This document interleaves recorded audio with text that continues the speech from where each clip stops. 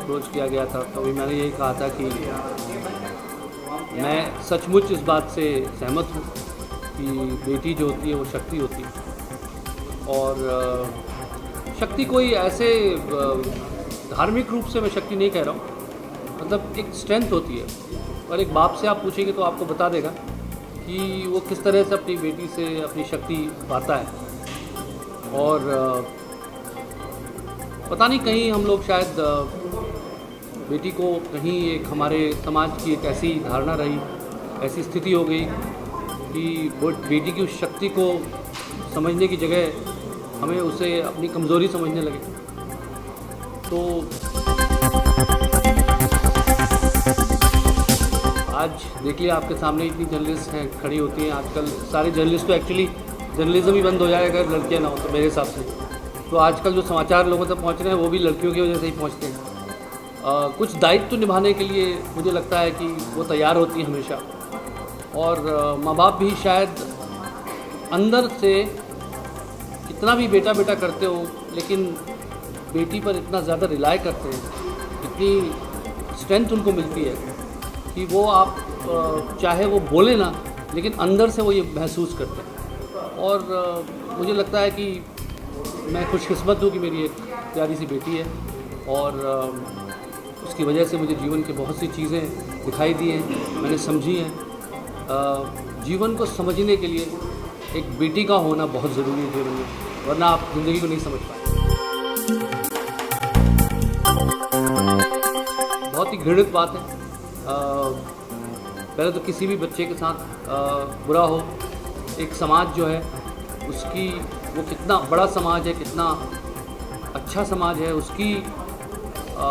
उसका सबूत इसी चीज़ से मिलता है कि वो अपने जो वल्नरेबल एंड्स हैं, बच्चे हैं, बूढ़े हैं, उन्हें कैसे उनका ध्यान रखता है।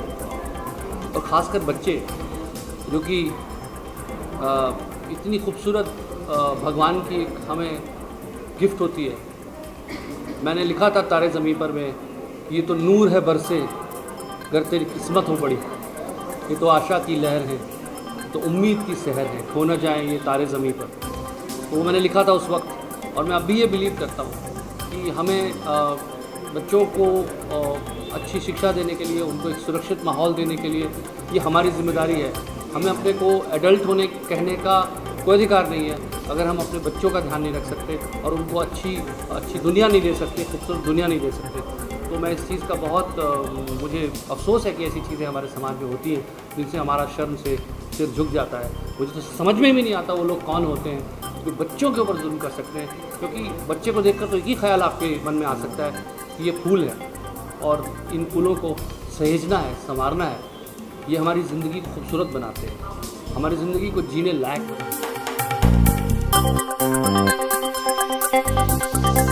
ये मैं एक कंपनी का चेयरमैन और सीईओ भी हूँ, तो उसके नाते मेरी कंपनी बहुत से चुनावी पार्टीज से भी जुड़ती रहती है।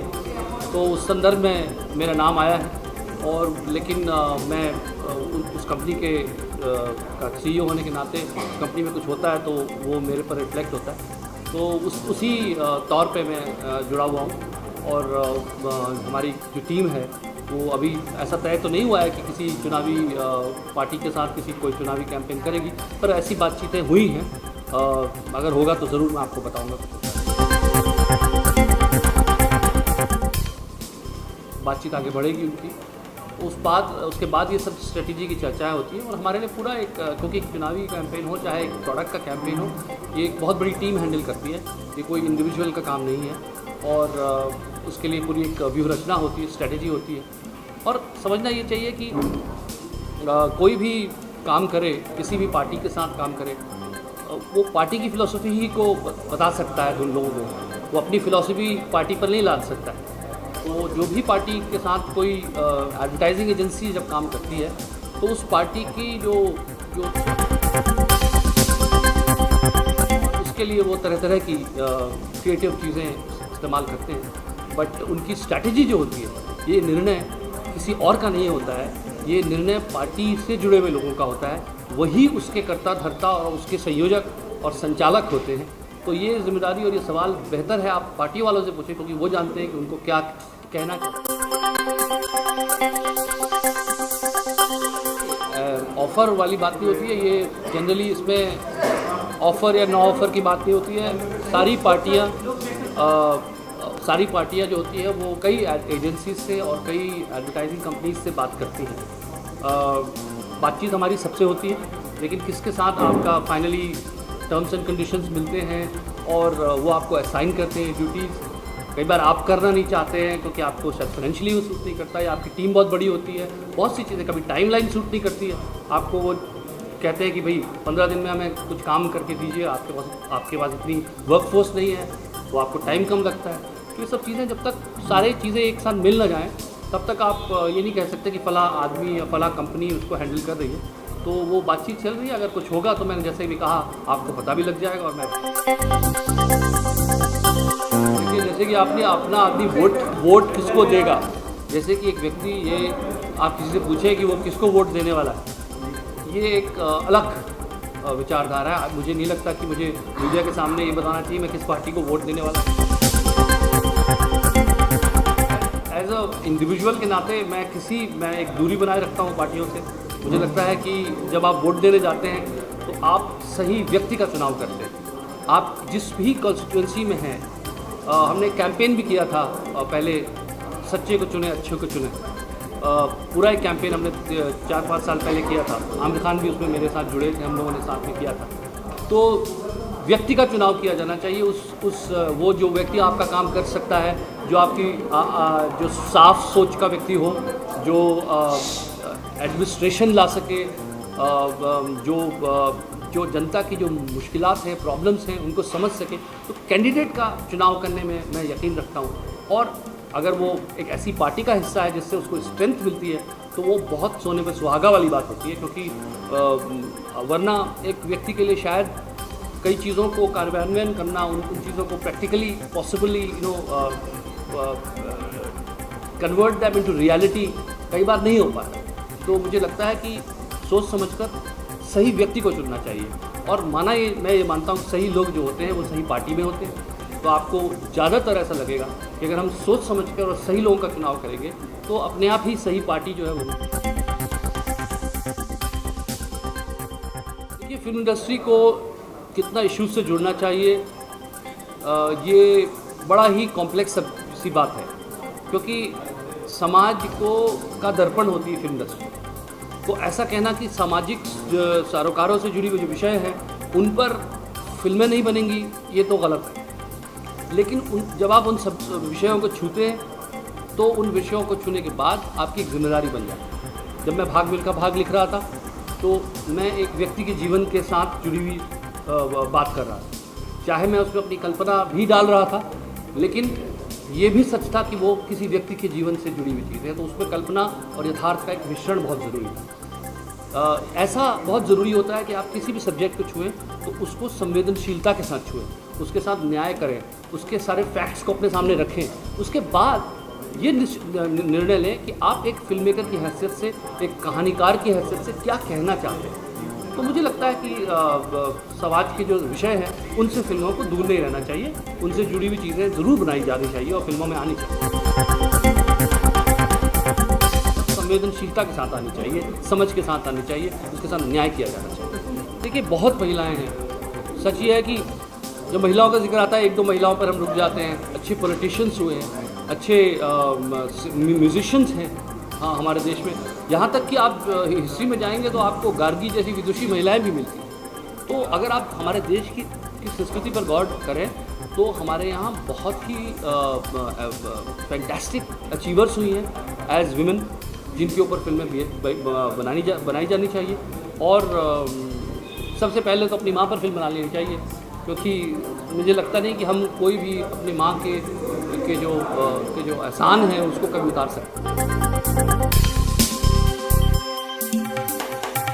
मेरी शक्ति किताब के लिए इसमें जितने भी सेलिब्रिटीज़ चुने गए हैं उसकी बेसिस ये थी कि उनका अपनी बेटियों के साथ किस तरह का रिश्ता रहा और किस तरह से उन्होंने अपनी बेटियों को आगे बढ़ने के लिए उत्साहित किया है, किस तरह से उन्होंने अपने बेटियों को सशक्त बनाने की कोशिश की है और किस तरह से वो दूसरे लोगों के लिए एक यूँ कहना चाहिए कि रोल मॉडल बने हैं।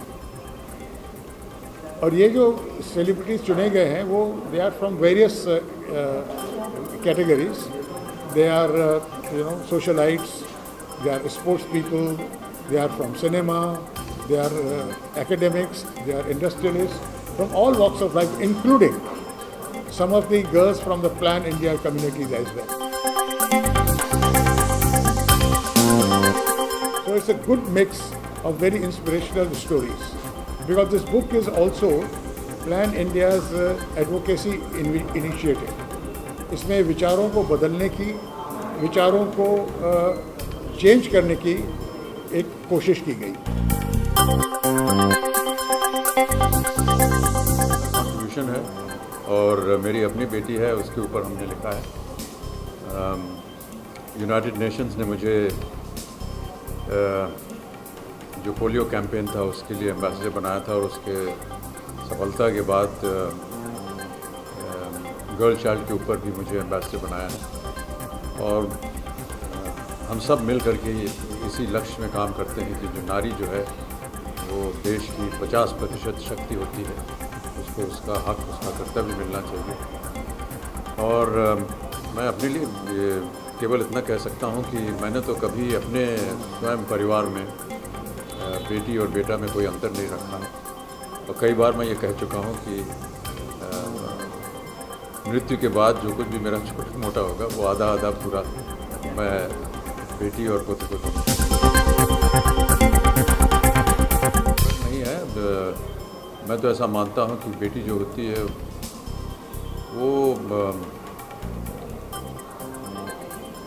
कई तरीक़ों से वो एक सैक्रिफाइस करती है, क्योंकि जिस परिवार में वो पैदा होती है वो मानती है कि वो उसी का घर है। फिर जब उसका ब्याह हो जाता है तो उसे जाकर के एक दूसरा घर बसाना पड़ता है। और इस तरह से मैं मानता हूँ कि नारी जो होती है उसमें ज़्यादा शक्ति होती है, क्योंकि दो तरह के उसको एक जीवन बिताने पड़ते हैं, फिर उसको अपना घर बनाना पड़ता है। और नारी के लिए घोंसला बनाना सबसे अहम उसके मन में प्रतिक्रिया होती है, बात भी होती है। और किस तरह से वो आ करके जिस घर में वो ब्याही है उसे अपना घर बनाना पड़ता है, ये सारी चीज़ें हैं। बहुत सारी अच्छी बातें। संस्थाएं जैसे कि प्लान इंडिया है और जिस तरह से काम ये कर रही हैं, ये केवल इसी ध्येय और लक्ष्य से कर रही हैं कि नारी को एक ऐसा दर्जा दिया जाए, उनकी देखभाल की जाए। निर्भया कांड जो था वो बहुत ही घिनौना कांड था और मेरा ऐसा मानना है कि समाज भी बहुत सचेत हो गया है। जब निर्भया कांड हुआ तो आपने देखा कि सड़कों के ऊपर वो लोग निकले जिनके पास कोई राजनीतिक लक्ष्य नहीं था या ना ही उन्हें किसी ने प्रोत्साहित किया। उनको स्वयं लगा कि ये समाज के खिलाफ एक काम हो, और किस तरह से उन्होंने सरकार को, सिस्टम को प्रभावित किया कि वो एक न्याय निकालें, एक कानून निकालें। और मैं समझता हूँ कि इस तरह की और कार्यक्रम होंगे, और जब कभी भी मेरी आवश्यकता पड़ेगी किसी इसको बढ़ावा देने के लिए तो मैं हमेशा सामने आऊँगा, क्योंकि मैं समझता हूँ कि जब तक समाज में ये बदलाव नहीं आएगा तब तक समाज जो है वो एक स्तर पे पहुंचना चाहिए जहां पर उसे नारी को स्वीकार करना चाहिए कि वो 50%